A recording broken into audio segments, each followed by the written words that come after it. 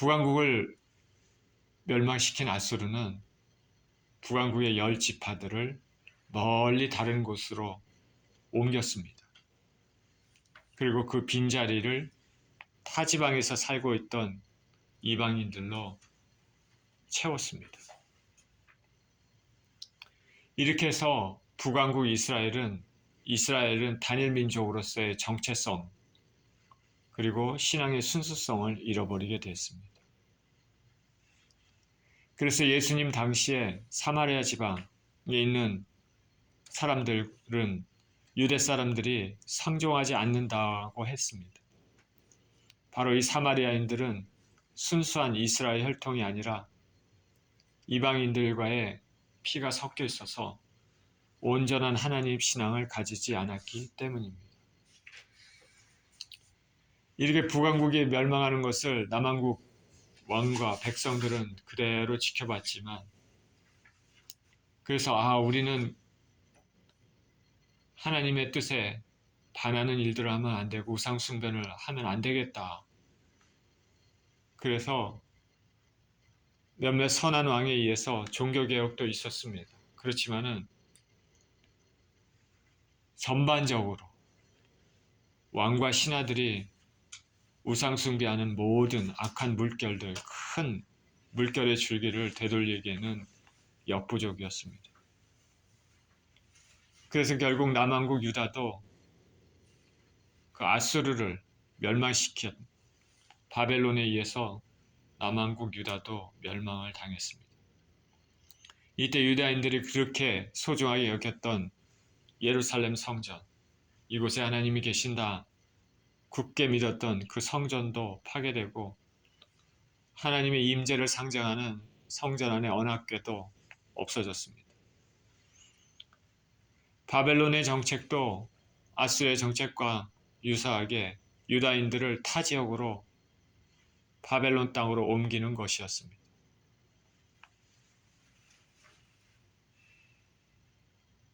죄로 인한 결과로 만국의 슬픔을 안고 유다인들은 바벨론으로 포로로 잡혀가 옮겨져 살게 되었습니다. 그런데 다행히도 하나님의 섭리 있죠. 바벨론 왕은 이방인들을 유다 땅으로 옮기지는 않았습니다. 이렇게 나라를 잃은 슬픔 가운데서도 하나님은 예레미야 선지자를 통해서 말씀을 하십니다. 예레미야 29장 10절 11절에 이렇게 얘기합니다. 여호와께서 이와 같이 말씀하시니라. 바벨론에서 70년이 차면 내가 너희를 돌보고 나의 선한 말을 너희에게 성취하여 너희를 이곳으로 돌아오게 하리라. 여호와의 말씀이니라. 너희를 향한 나의 생각은 내가 하나니 평안이요 재앙이 아니라 너희에게 미래와 희망을 주는 것이니라.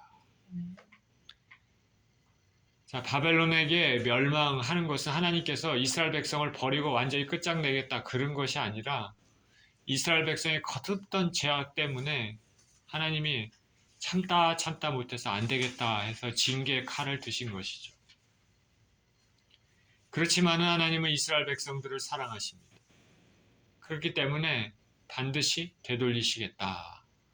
이 징계 기간이 다 끝나면 하나님께서 이스라엘 백성들을 훈육하는 그 기간이 끝나면 다시 백성들을 되돌리겠다 말씀하십니다. 내 생각은 너에게 재앙을 주려는 것이 아니라 희망과 소망을 주려는 것이다. 이 말씀대로 바벨론이 바사에게, 이제는 바벨론은 또 바사에게 점령을 당하죠. 페르시아입니다. 바사에게 점령당한 후에 바사왕 고레스는 하나님의 감동을 받아서 유다 백성 중에 고향으로 돌아가고자 하는 자는 자유롭게 고향으로 돌아갈지어다 영을 내렸습니다. 이게 70년 후의 일입니다. 선지자 예레미야가 예레미야를 통해서 하나님께서 예언하신 그것이 그대로 이루어졌습니다. 그래서 1차로 수룹바벨 그리고 예수와 대제사장 예수와를 중심으로 한 무리의 유대인들이 바벨론 땅에서 이 예루살렘, 유다 땅으로 고향 땅으로 돌아왔습니다. 돌아오니까 어떻습니까? 예루살렘은 다 무너졌을 것이고 성전도 다 무너졌습니다. 그래서 이제 예루살렘 성전을 재건하기 시작합니다. 스룹바벨과 예수아 그리고 한 무리의 유대인들이 와서 재건하기 시작한 것이죠. 그러다가 그 주위에 이방인들 있지 않습니까? 이방인들이 다시 유대인들이 돌아와서 자기네 나라를 하니까 싫은 것이죠. 그래서 막 주위에 방해를 하고 위협을 하고 그렇습니다. 그러니까 성전을 재건하다가 중단됐습니다. 재건하다가 중단이 됐습니다. 그것이 거의 16년가량 중단이 되었습니다. 하나님께서 성전 중단된 것을 보시고 선지자 학개와 스가랴를 통해서 유다 백성들에게 권면의 말씀을 하십니다. 힘을 내라. 에너지를 주시는 거죠. 다시 성전 건축을 시작하라. 그래서 하나님의 이 메시지를 받고 유다 백성들은 다시 힘을 내서 성전을 건축을 해서 성전이 마침내 완성이 되었습니다.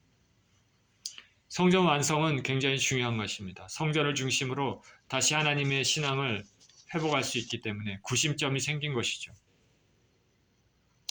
그런 이후에 이 바사 제국에는 어떤 사건이 일어나냐면 우리가 잘 아는 에스더 사건이 일어납니다. 에스더 사건.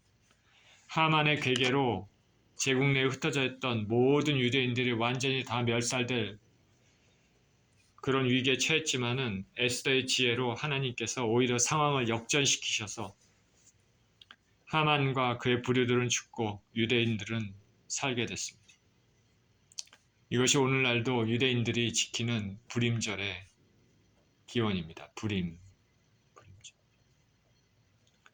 이렇게 에스더 사건이 일어난 이후에 바사의 아닥사스다 왕 때 제사장 에스라를 중심으로 또 한 무리의 유대인들이 유대 땅으로 귀환을 합니다. 2차 귀환이죠. 2차 귀환. 그리고 느헤미야를 중심으로 예루살렘 성벽을 중건하기 위해서 3차 귀환이 이루어집니다. 2차 귀환, 에스라를 중심으로 2차 귀환을 이룰 때는 그 예루살렘 성전의 생전을 좀 아름답게 꾸미기 위한 그 필요한 물품들이 있지 않습니까? 성전이 재건이 되어 있지만은 예전에 있던 성전하고는 틀리겠죠. 그러니까 필요한 물건들, 성전을 가꾸기 위한 이런 것들을 가지고 에스라가 왔습니다. 그 3차 느헤미야를 통해서 올 때는 성벽, 예루살렘의 그 성벽들이 다 무너졌습니다. 성전 주위에 집들이 있을 거 아닙니까? 그 집들을 둘러싼 성벽들이 있는데 성벽들도 무너지고 그 문도 불타고 그런 상황을 느헤미야가 들었습니다. 그래서 느헤미야를 중심으로 3차 유대인들이 바사에 있는 유대인들이 예루살렘으로 귀환이 이루어집니다.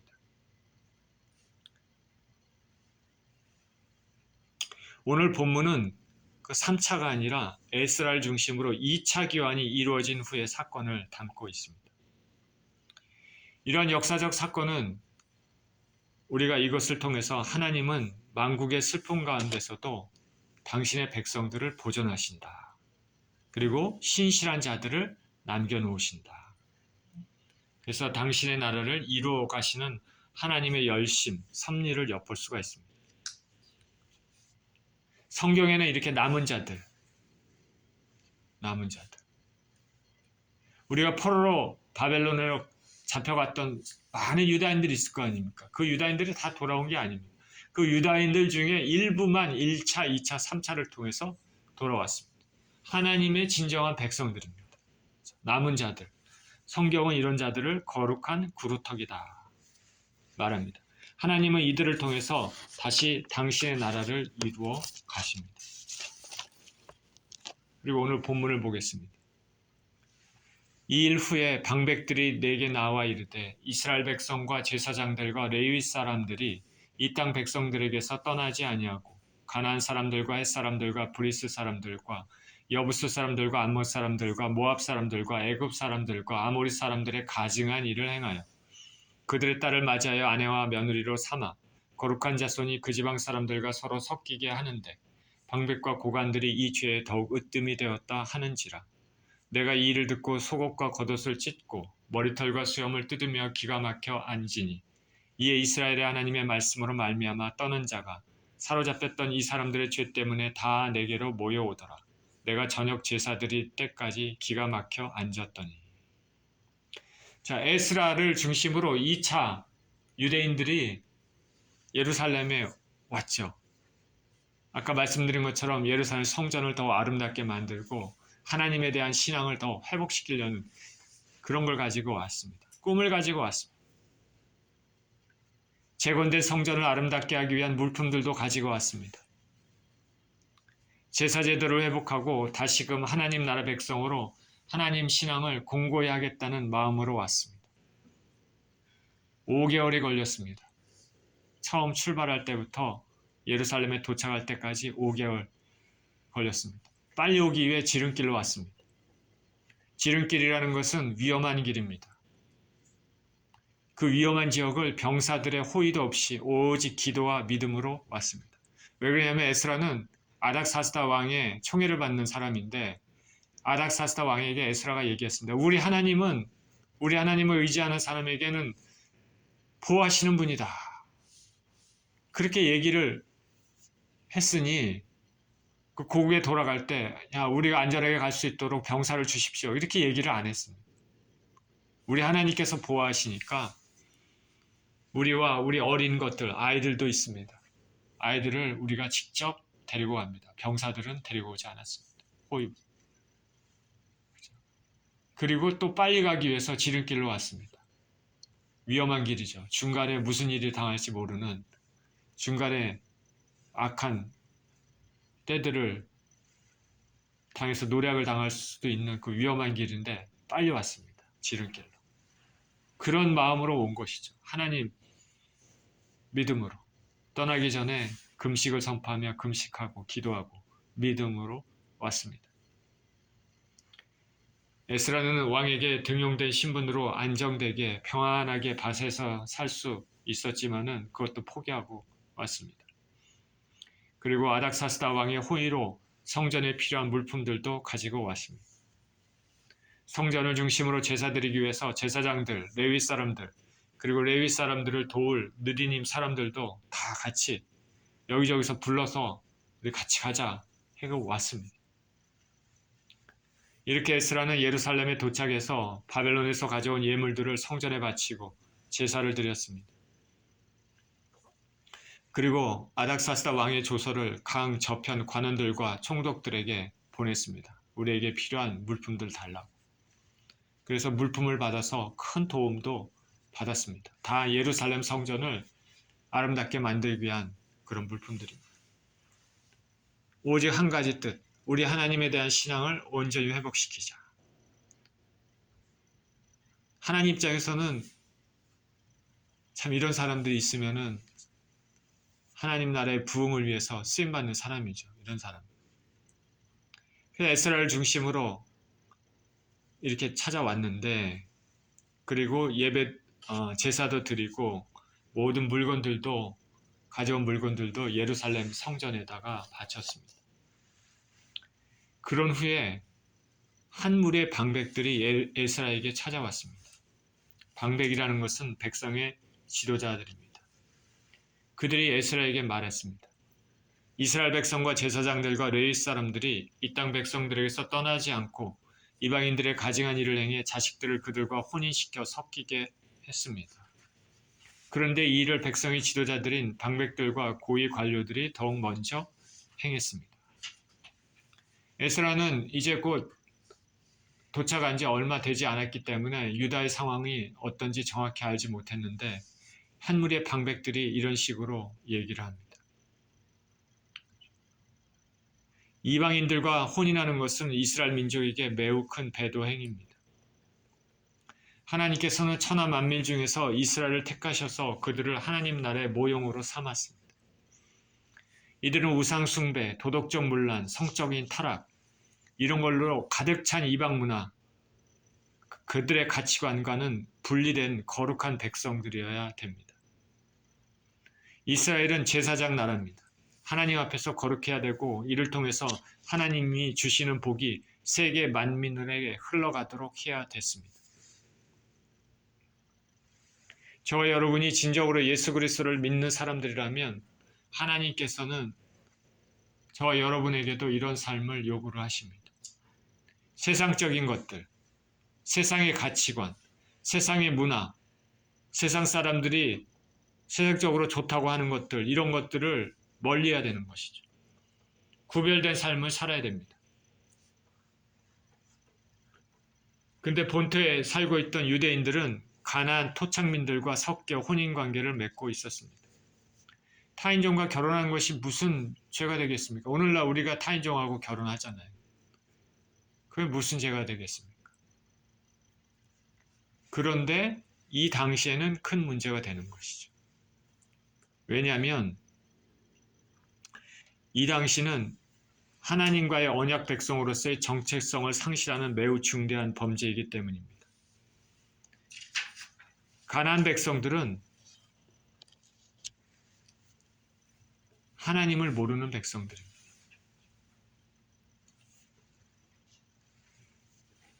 이런 백성들과 함께 혼인관계를 맺는다는 것은 거룩한 이스라엘 백성들에게 하나님의 신앙이 훼손되는 것이나 마찬가지인 것이죠.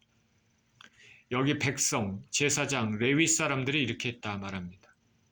백성과 제사장과 레위 사람들. 그러면 유대인 중에 전반적으로 죄가 만연하게 퍼져 있음을 말합니다. 너나 할 것 없이 이런 것을 하고 있습니다. 더욱 큰 문제는 백성의 지도자들과 고관들이 앞장서서 하고 있다.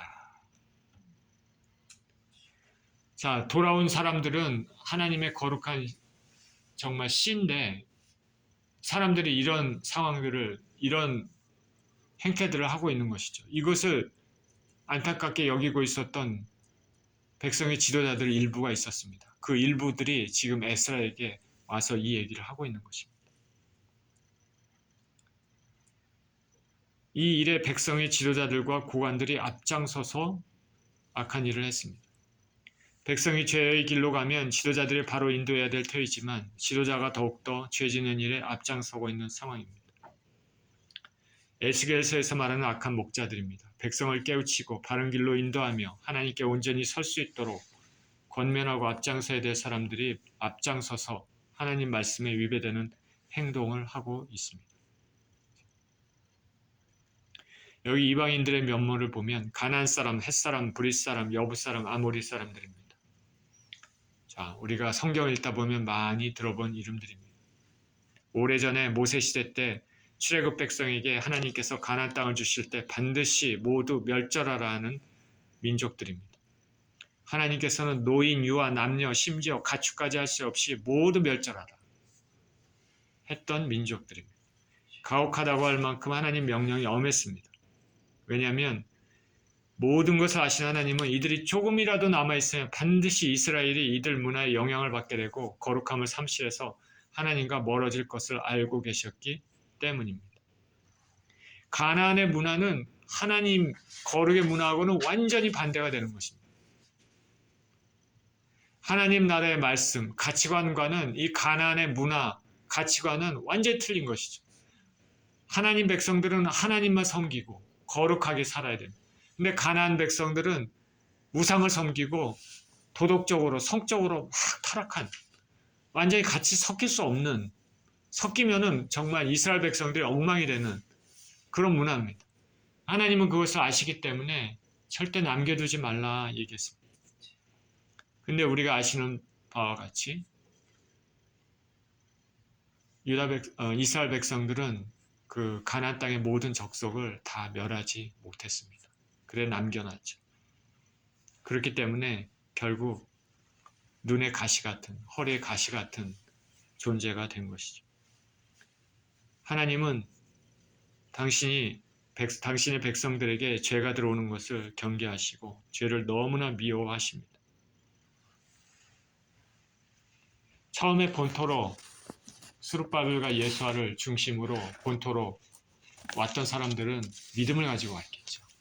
정말 하나님의 거룩한 심, 믿음을 가지고 왔습니다. 근데 시간이 지나면서 주위 환경과 타협하게 되고 하나님에 대한 신앙이 무뎌지고 심해졌습니다. 그렇게 하나님 말씀 무시하고 가나안 족속과 이방 족속과 혼인관계를 맺었습니다. 이렇게 사는 것이 편리하고 또 이들과 혼인관계 맺음으로써 또 안전하고 싸우지도 않고 무역도 하고 살아가는데 도움이 될 것이라고 생각했겠죠. 인간적인 생각입니다. 그거는 맞을 수도 있어요. 인간적으로. 맞을 수 있는데 근데 가장 중요한 건 뭐냐면 하나님에 대한 신앙이 문제가 되는 것이죠. 하나님에 대한 신앙. 지금 오늘날도 예수님을 믿지 않는 사람들이 예수님 진정으로 믿는 사람들한테 막 뭐라고 얘기합니다. 너희는 왜 이렇게 유별나냐? 너희 신앙만 강조하고 다른 사람하고 이렇게 차별되게 이렇게 하냐? 유별나냐? 그렇게 할 수밖에 없습니다. 왜냐하면 성경이 그것을 말하고 있기 때문에. 성경. 우리는 거룩하게 살아야 되는 것이죠. 거룩을 훼손하는 조그만 일도 중간에서 막아야 되는 것이죠. 들어오지 못하게. 가나안 토착민과 혼인을 통해 관계를 맺고 그런데 이외에도 암몬 사람, 모압 사람, 애굽 사람들과도 유다인들은 혼인을 했습니다. 이들은 가나안 족속은 아니지만 유다 땅의 주위에 살고 있는 민족들입니다. 역시 우상 숭배를 해왔던 민족들입니다.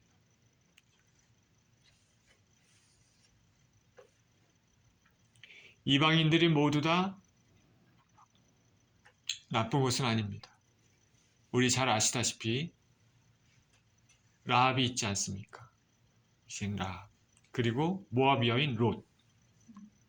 이 두 사람은 하나님을 절대적으로 믿었던 사람입니다.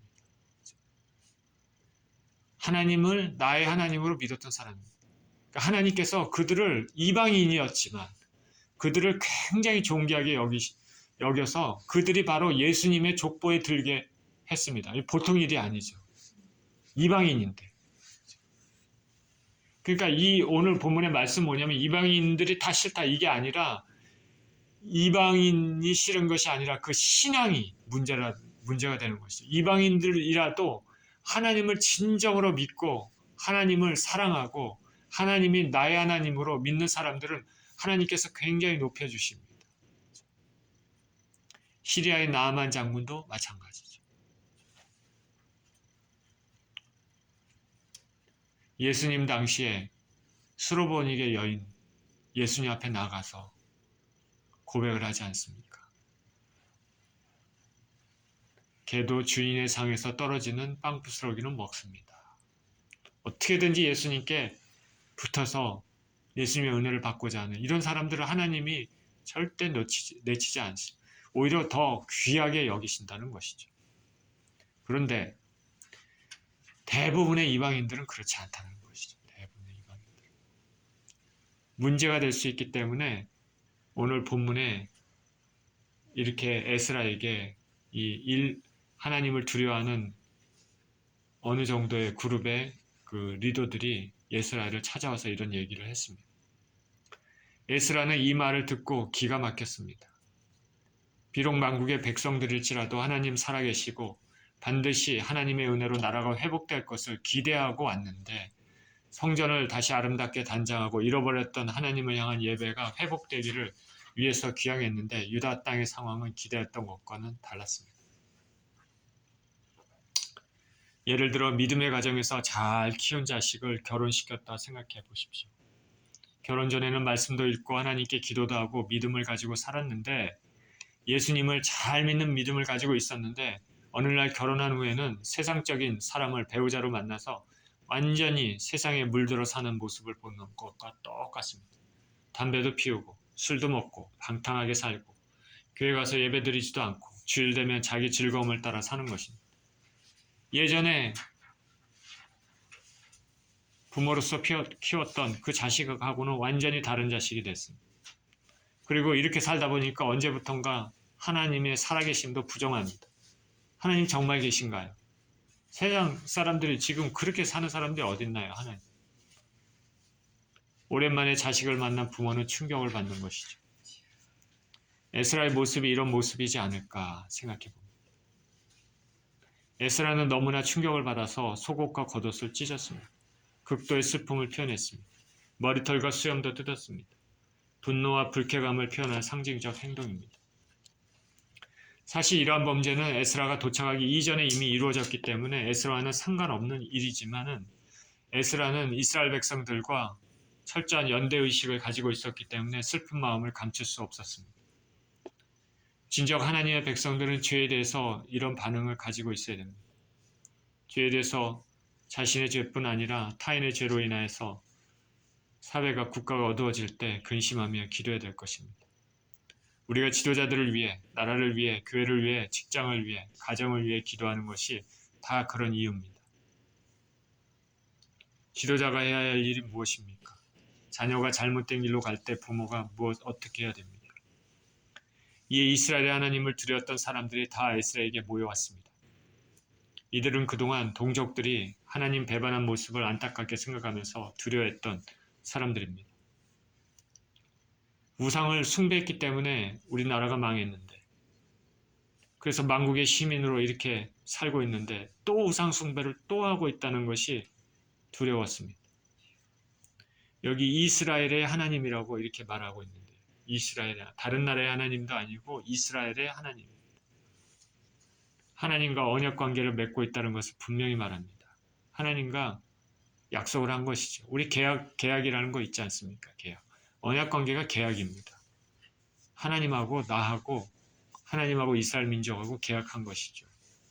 너가 하나님을 거룩히 신실히 잘 섬기면 너에게 복이 임할 것이고, 하나님 나라의 제사장 나라가 되고 너희가 복도 임하고 세상 민족에게 복의 근원이 될 것이다. 그러나 너희가 나를 떠나면은 너희에 대한 징계가 내려질 것이고 벌이 내려질 것이다. 언약을 한 것, 계약을 한 것이죠. 그게 이스라엘 백성입니다.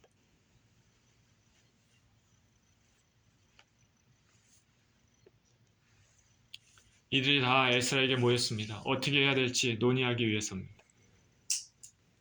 하나님 분명 이스라엘을 언약 백성으로 택하셨지만 이스라엘을 다 구원 얻는 것은 아닙니다. 구원은 철저히 개인적이죠. 이스라엘 가운데 순전히 하나님 믿는 사람들만이 진정 하나님 나라의 백성이 되는 것입니다. 저와 여러분들도 우리 주 예수님을 개인적으로 믿고 나가야지만 구원의 길에 들어설 수 있습니다. 부모가 자식이 도움이 될지는 몰라도 믿음을 고백하고 마음이 변화되는 것은 철저히 개인적입니다. 오늘 고국 땅에 돌아온 유다 백성들이 타락해도 하나님을 두려워하는 사람들은 남아 있었습니다. 하나님은 이들을 통해서 새로운 역사를 시작하실 것입니다. 에스라는 백성들의 타락을 듣고 기가 막혀서 어찌할 바를 몰라 상황에서 저녁제사는 오후 3시입니다. 제사 때까지 넋놓고 앉아 있었습니다. 5절입니다. 저녁 제사를 드릴 때 내가 근심 중에 일어나서 속옷과 겉옷을 찢은 채 무릎을 꿇고 나의 하나님 여호와를 향하여 손을 들고 말하기를, 나의 하나님이여, 내가 부끄럽고 낯이 뜨거워서 감히 나의 하나님을 향하여 얼굴을 들지 못하오니 이는 우리 죄악이 많아 정수리에 넘치고 우리 허물이 커서 하늘에 미침이니이다. 우리 조상들의 때로부터 오늘까지 우리의 죄가 심하매 우리의 죄악으로 말미암아 우리와 우리 왕들과 우리 제사장들을 여러 나라 왕들의 손에 넘기사 칼에 죽으며 사로잡히며 노략을 당하며 얼굴을 부끄럽게 하시며 오늘날과 같으니이다. 이제 우리 하나님 여호와께서 우리에게 잠시 동안 은혜를 베푸사 얼마를 남겨두어 피하게 하신 우리를 그 거룩한 처소에 박힌 목과 같게 하시고 우리 하나님이 우리 눈을 밝히사 우리가 종로를 타는 데 중에서 조금 소생하게 하셨나이다. 우리가 비록 노예가 되었사오나 우리 하나님이 우리를 그 종살이하는 중에 버려두지 아니하시고 바사 왕들 앞에서 우리가 불쌍히 여김을 입고 소생하여 우리 하나님의 성전을 세우게 하시며 그 무너진 것을 수리하게 하시며 유다와 예루살렘에서 우리에게 울타리를 주셨나이다. 우리 하나님이여, 이렇게 하신 후에도 우리가 주의 계명을 저버려 싸우니 이제 무슨 말씀을 하오리까. 오후 3시까지 기가 막히게 앉은 다음에 정신을 차리고 에스라는 하나님 앞에 기도를 드립니다. 회개 기도합니다. 에스라가 지은 죄는 아니지만 백성을 대신해서 하나님께 기도를 드립니다. 이 회개의 기도에는 하나님의 베푸신 은혜, 그리고 그 은혜를 저버린 백성들을 대조하면서 자신들의 죄악이 얼마나 큰지 고백하는 회개의 기도입니다. 우리가 하나님과 관계를 온전히 회복하기 위해서는 먼저 죄를 깨닫는 것이 필요한 것이죠. 에스라는 유다 백성들의 죄악이 하늘에 미친다고 고백합니다. 이런 죄악은 자신의 조상들이 지어왔는데, 그래서 북왕국은 아수르에, 남왕국은 바벨론에 멸망하기까지 이르렀는데, 그래서 오늘날까지 이렇게 포로민으로 사는, 부끄럽게 사는 것이 오늘날과 같다고 말합니다. 죄의 결과는 참 안 좋죠. 하나님은 당신의 백성들을 징계하기 위해 당신의 백성들이 포로민으로 살게 하시고 먼 땅으로 옮겨지는 것도 허락하셨습니다. 그러나 그런 과정 가운데서도 은혜 하나님은 신실한 백성들을 남겨두셨습니다. 그리고 이들은 거룩한 처소에 박힌 못 같다고 하십니다. 박힌 못. 유다 땅에 돌아온 소수 사람들입니다. 유다 땅에 다시 심겨진 백성들입니다. 중요한 사람들입니다. 하나님의 거룩한 처소, 성전에 박힌 못 같은 사람들입니다. 소수에 남겨진 하나님 사람들입니다. 거룩한 구루터기입니다. 거룩한 하나님의 시입니다. 지금 에스라와 함께 돌아온 사람들, 그리고 이미 이곳에 돌아와서 터전을 잡고 있는 유대인들이 해당됩니다. 이들은 거룩한 시죠. 하나님이 그렇게 은혜를 베푸셨죠. 조상들의 죄 때문에 나라가 망해도 하나님은 버리신 것이 아니라 이러한 소수를 남겨두셔서 다시 하나님 나라를 시작하는 은혜를 베푸신 것이죠. 거룩한 시입니다. 거룩한 시. 저와 여러분들도 이 암울하고 타락해가는 세상에서 하나님 나라의 거룩한 시가 되어야 될 것입니다. 하나님 나라에 박힌 못 같은 사람들이 되어야 될 것입니다. 단단히 박혀서 흔들리지 않는 것이죠. 끝까지 예수님 따르는 사람들입니다. 어린 양 예수님이 어디로 인도하든지 따라가는 거룩한 사람들이 되는 것입니다. 그렇게 되면 이후에 생명수 샘물을 먹게 될 것입니다. 승리의 그날까지 이런 사람들이 되시기를 축원드립니다. 이렇게 이스라엘 폐역 가운데서도 하나님께서는 성전에 박힌 못 같은 사람들을 소수지만 남겨두셨습니다. 그래서 종노릇하는 가운데서도 민족의 불씨를 끄지 않고 소생하게 하셨습니다. 더군다나 이들을 위해서 하나님은 알지 못하는 이방 왕들의 마음도 움직이셔서 고국에 돌아갈 수 있도록 은혜를 베풀어 주셨습니다. 고레스의 마음을 움직이셔서 너희 고국으로 자유스럽게 돌아가고 싶은 사람 돌아가라. 이런 왕이 어디 있습니까? 하나님께서 그 마음을 움직이신 것이죠. 그리고 에스라가 올 때도 아닥사스다 왕이 유대인들에게 무슨 빚진 게 있습니까? 에스라에게 성전에 아름답게 꾸미기 위한 물품들을 다 준 것이죠. 그리고 강서편에 고지기들에게 편지도 써서 에스라가 원하는 것들을 다 줘라. 이게 가능한 일입니까? 하나님께서 은혜를 베푸신 것이죠. 하나님. 마찬가지로 3차 교환 때도 느헤미야 때 왕이 느헤미야에게 필요한 것들을 다 줬습니다. 성벽 재건하기 위한 물품들. 하나님의 은혜를 베푸신 것이죠. 유다 백성들이 잘나서 그런 것이 아니고 하나님 은혜입니다. 끊임없이 배역하는 이스라엘 가운데서 하나님의 은혜는 계속 부어집니다. 이렇게 하나님의 은혜가 부어지고 있음에도 이에 반해서 우상 숭배하며 세상과 섞여 하나님 뜻에 반하는 행동을 하고 있던 유다 백성들을 보면서 에스라는 말문이 막혔습니다. 탄식하며 회개 기도를 드립니다. 우리 하나님이여, 이렇게 하신 후에도 우리가 주의 계명을 저버렸사오니 이제 무슨 말씀을 하오리까. 우리는 하나님과의 관계를 회복하기 위해서는 먼저 회개해야 됩니다. 그리고 회개를 하기 위해서는 먼저 자신의 죄를 깨달아야 할 것입니다. 에스라의 기도에 대해서 저와 여러분들도 지금 하나님 뜻에 반하고 있는 것은 없는지, 주께서 베푸신 은혜에 망각하고 살고 있는 것은 아닌지 살펴보았으면 좋겠습니다. 성경을 전반적으로 쭉 읽어보면 어떻습니까? 하나님이 은혜를 주셔서 하나님의 백성을 선택하시고, 그런 하나님 백성이 하나님을 처음에는 섬기다가 타락해서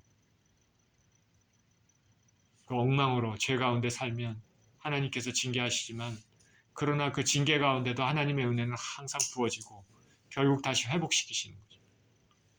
성경이 계속 그것을 반복하고 있습니다.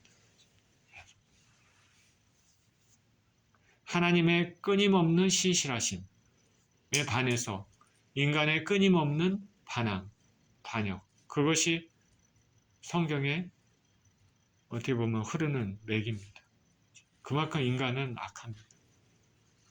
저와 여러분들, 하나님께서 우리에게 베풀어 주신 은혜, 과거에 베풀어 주셨던 은혜, 우리가 죄인이었었는데도 하나님께서 우리를 용서하시고 회개할 때 받아들였던 그런 은혜들을 기억하고 살아야 됩니다. 11절입니다. 전에 주께서 주의 종 선지자들에게 명령하여 이르시되 너희가 가서 얻으려 하는 땅은 더러운 땅이니 이는 이방 백성들이 더럽고 가증한 일을 행하여 이 끝에서 저 끝까지 그 더러움으로 채웠습니다. 그런즉 너희 여자들을 그들의 아들들에게 주지 말고 그들의 딸들을 너희 아들들을 위하여 데려오지 말며 그들을 위하여 평화와 행복을 영원히 구하지 말라. 그리하면 너희가 왕성하여 그 땅의 아름다운 것을 먹으며 그 땅을 자손에게 물려주어 영원한 유산으로 물려주게 되리라 하셨나이다. 우리의 악한 행실과 큰 죄로 말미암아 이 모든 일을 당하여 싸우나 우리 하나님이 우리 죄악보다 형벌을 가볍게 하시고 이만큼 백성을 남겨주셨사오니 우리가 어찌 다시 주의 계명을 거역하고 이 거룩한 백성들, 이 가증한 백성들과 통혼하오리까? 그리하면 주께서 어찌 우리를 멸하시고 남아 피할 자가 없도록 진노하시지 아니하시리까? 이스라엘 하나님 여호와여, 주는 의로우시니 우리가 남아 피한 것이 오늘날과 같사옵거늘 도리어 주께 범죄하였사오니 이로 말미암아 주 앞에 한 사람도 감히 서지 못하겠나이다 하니라. 에스라는 회개의 기도를 계속드렸습니다. 그는 과거 여호수아 때 가나안 땅을 정복할 때 하나님께서 가나안 족속을 모두 멸하라고 말한 것을 되새겼습니다. 당시 가나안 땅은 더러운 땅입니다. 그 땅 백성들이 가증한 우상 숭배로 땅을 가득 채웠습니다. 그래서 그 땅을 완전히 다 멸하라고 말씀하셨습니다. 그 땅 백성들과 절대로 혼인관계를 맺지 말라고 하셨습니다. 그들과 평화롭게 연대해서 살려고 하지 말라고 말씀하셨습니다. 왜냐하면 모든 것을 아시는 하나님은 그렇게 되면 결국 이스라엘은 그 땅 백성들의 가치관, 우상 숭배, 영적인, 성적인, 도덕적인 타락에 물들게 되기 때문입니다. 우리 한국말에 근묵자억이라는 말이 있습니다. 먹에 가까이 가면 흰 옷에 먹이 튀어 얼룩이 질 수밖에 없는 것입니다. 우리가 음식을 먹을 때, 예를 들어서 부대찌개를 먹을 때 그 떠먹을 때 보면은 국물에 튈 수 있지 않습니까, 몸에. 그래서 항상 조심을 하죠. 근데 조심을 해도 이렇게 흰 옷을 입고 있으면은 꼭 먹고 나면은 옷에 그 빨간 얼룩이 묻는 경우가 대부분입니다. 가까이 있으면 그렇게 되는 것이죠. 가까이 있으면. 자기도 모르게 조심을 해도. 불량배들과 친구가 되면 불량배들이 하는 행동과 말투도 자신도 모르게 따라하게 되어 있습니다. 저와 여러분들은 세상 문화와 세상 가치관, 세상 사람들이 좋다고 말하는 것들에 대해서 조심하고 주의 깊게 살피고 멀리해야 됩니다. 그렇지 않으면 그것에 물듭니다. 영화나 드라마, 가요, K-팝이라고 하는 세상 문화는 대부분 하나님 말씀의 가치관에 반대로 흘러갑니다. 이런 것들을 아주 접하지 않을 수는 없지만은 그러나 우리는 경각심을 갖고 알고 접하면서 그렇게 경계하고 주의해야 됩니다. 그렇지 않으면 자신도 모르게 젖어듭니다. 하나님 말씀 매일 묵상하지 않고 기도하지 않고 지나가면 더욱더 쉽게 빠져듭니다. 나이가 어린 영혼들은 또 이렇게 판단하는, 비판하는 그런 것들을 그런 능력이 부족하기 때문에 가치관이 확실히 심어지지 않는 상황에서는 쉽게 빠져듭니다. 악한 세상의 가치관이 형성되기 전에 먼저 하나님 말씀으로 채우는 것이 중요합니다. 학교에서 창조 이론을 배우지 않고 예를 들어서 진화론을 계속 배웠다고 학생들 어릴 때부터 그랬다고 생각해 봅시다. 얘가 성경을 읽다 보면 하나님께서 모든 것을 창조하였다고 했는데 그러면 얘 생각은 어떻게 했습니까? 학교에서는 다르게 가르치던데 성경을 불신할 수도 있는 것이죠. 그러니 우리는 하나님 말씀으로 먼저 채워야 됩니다. 하나님 말씀으로 먼저 채우고 하나님의 하늘나라의 가치관으로 그 사람의 그 가치관이 형성이 된 다음에 그것을 그 렌즈를 통해서 세상을 보는 것이죠. 그게 바른 방법입니다. 그러나 세상 것들을 먼저 이렇게 다 보고 난 다음에 세상의 렌즈로 하나님 말씀을 보게 되면 믿음으로 나가지 못하는 것들은 다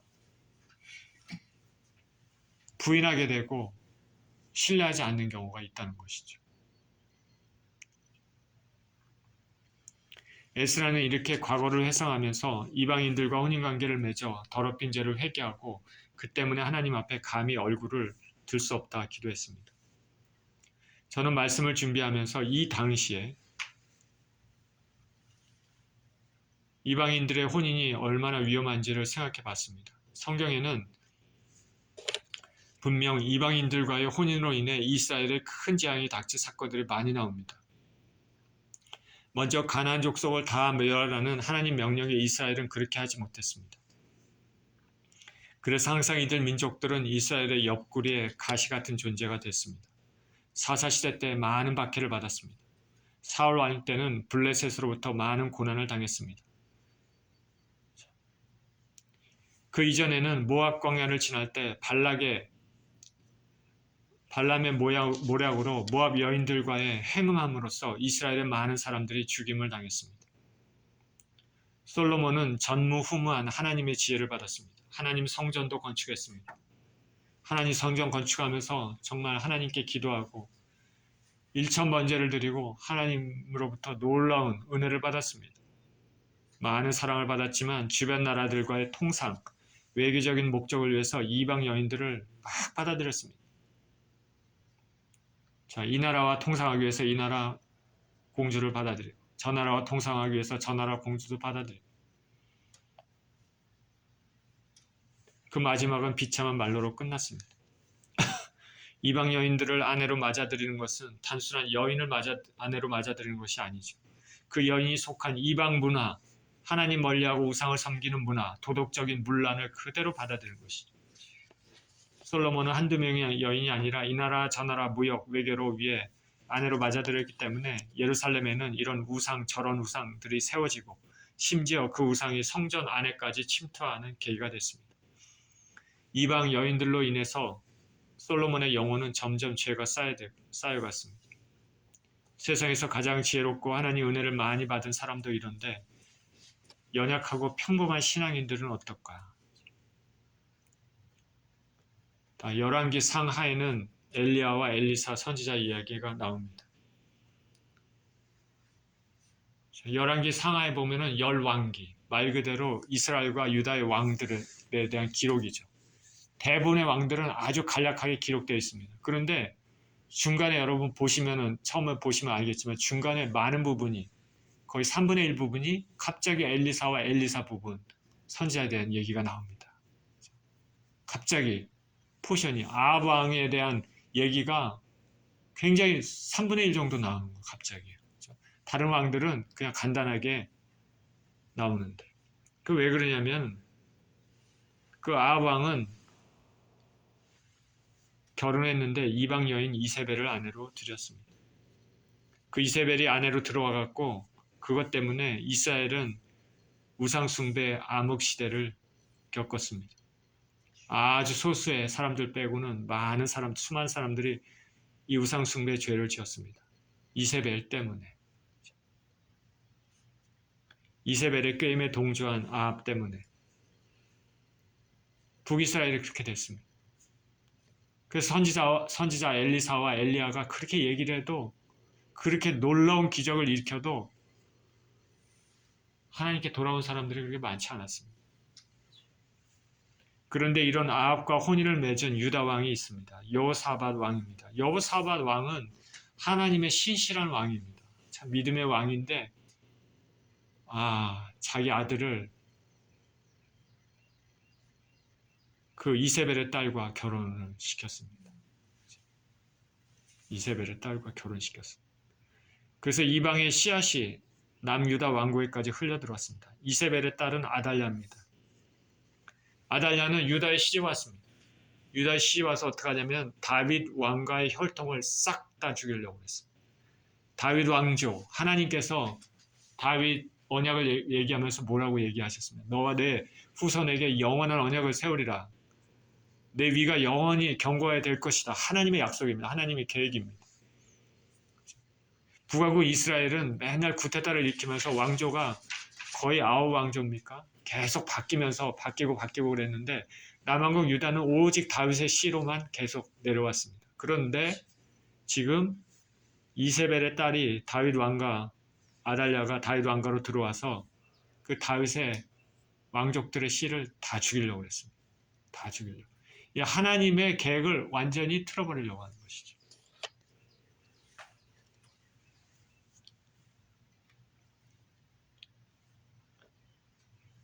이 얘기를 하는 이유는 뭐냐면, 고대 이스라엘, 고대 유다의 이방인들과 결혼하는 것이 얼마나 위험한지, 얼마나 하나님 앞에 큰 죄악이라는 것을 얘기를 합니다. 왜?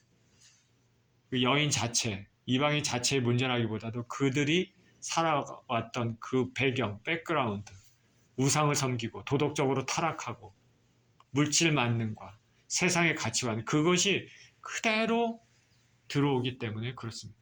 하나님만을 온전히 섬기는 거룩한 이스라엘 백성의 신앙이 확 흐트러지는 것이죠. 엉망이 되어버리는 것이죠. 하나님은 묵과하지 않으십니다. 그렇기 때문에 철저하게 언약 백성으로서 그런 것들과 차단을 해야 됩니다.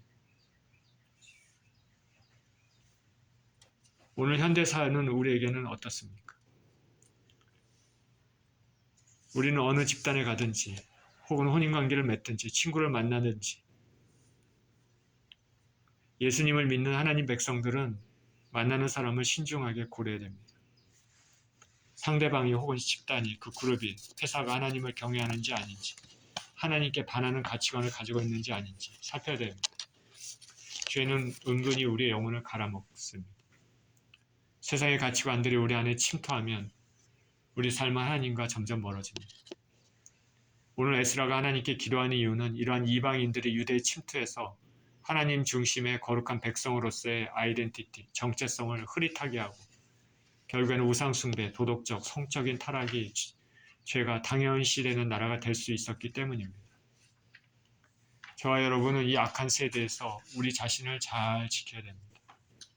특별히 자녀가 있으신 분들은 자녀들이 세상의 문화, 세상의 가치관, 그런 것들이 그들의 영혼에 침투하지 못하도록 우리가 해야 됩니다. 저와 여러분들, 그리고 저와 여러분들의 자녀들이 말씀을 묵상하고 기도하면서 하나님 나라의 백성으로서의 정체성을 지키면서 거룩한 인생을 사시기를 예수 그리스도 이름으로 축원드립니다. 기도하겠습니다.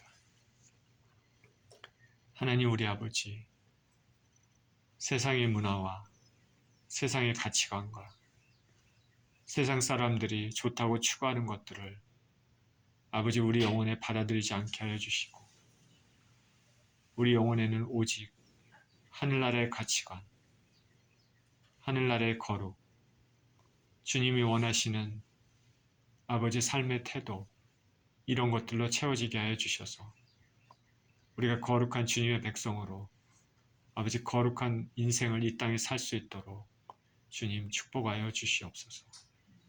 감사드리며 우리 주 예수 그리스도 이름으로 기도합니다. 아멘.